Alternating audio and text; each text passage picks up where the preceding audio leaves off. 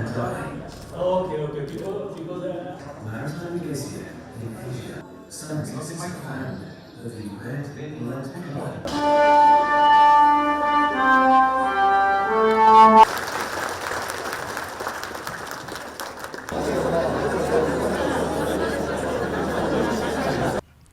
the outcome of the just concluded FOCAC Beijing Summit will benefit all African countries that have diplomatic relations with China and effectively leads China-Africa cooperation to new heights.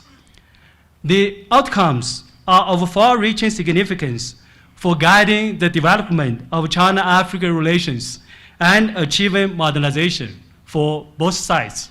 Kenya greatly values the strategic partnership with China, which is people-centered, mutually beneficial, and permanent.